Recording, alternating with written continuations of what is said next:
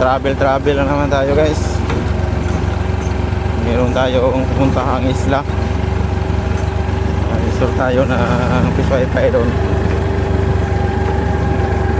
So yan yung pambot na sasakyan natin guys. Yan. Pupuntang isla. Ayan, beach party list. Yan. Yan yung mga gamit natin. Yan. Karga natin yung mga gamit. Yung gagamitin natin tubo.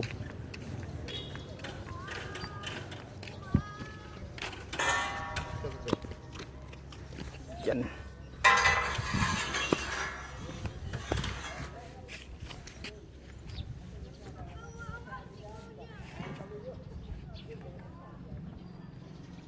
Yan guys, yung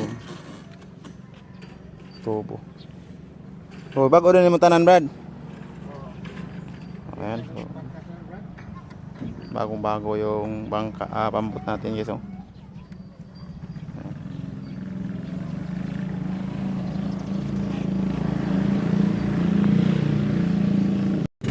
ayan guys, sila na tayo papunta nasa dagat na kami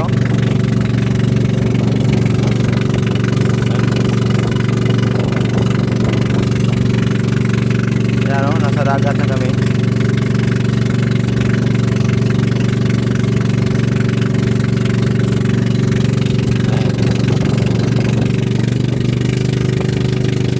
Yan yung ating antena na gamitin natin.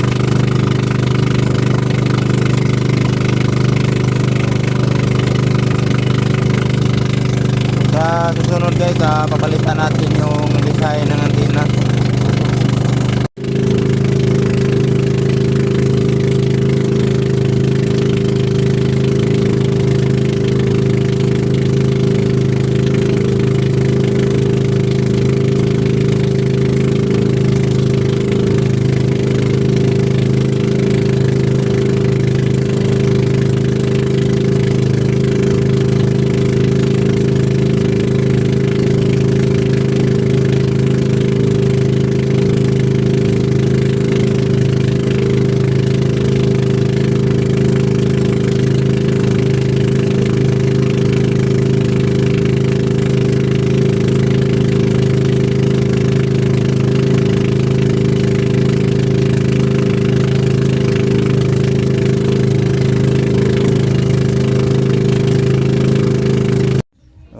Dito na kami sa isla.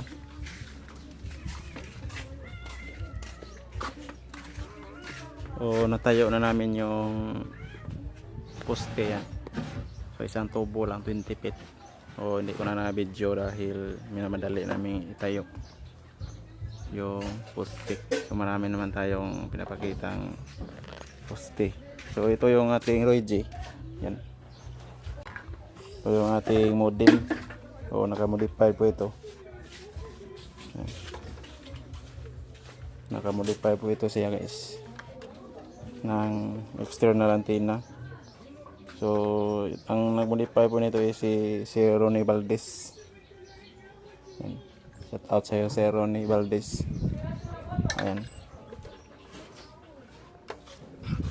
So ang kagandahan ng modem na ito guys, meron siyang hindi lang klaro, pero meron siyang fan na in case na iinit siya, automatic siyang mag-andar. Ito yung ating antenna, symbol na natin yung antenna natin. So made in China pa rin yung ating antenna.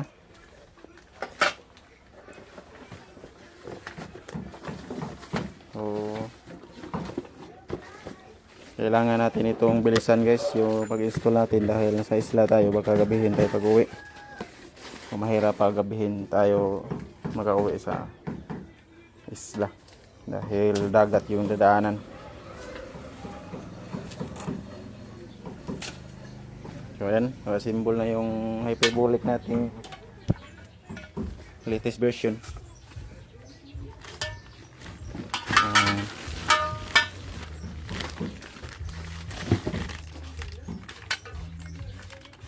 Latest version po itong hyperbolic natin guys. Parang liquid antenna siya. Kakaiba na yung kanyang dish.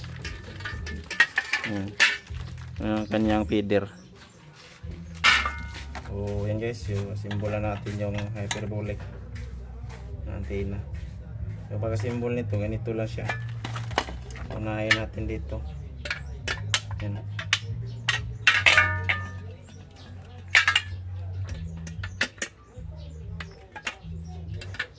Try natin itong gamitin yung modem natin dito sa isla guys. Yung PLDT. Yung ano yung performance.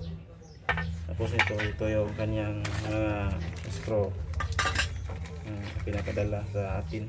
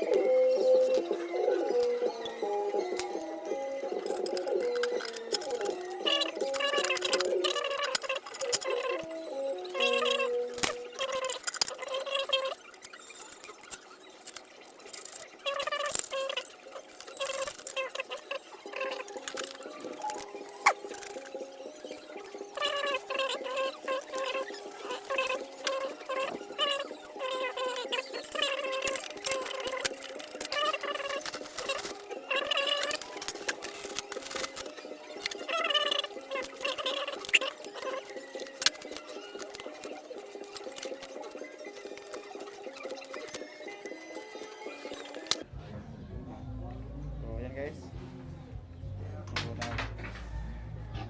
Tap natin yung antena sa itaas.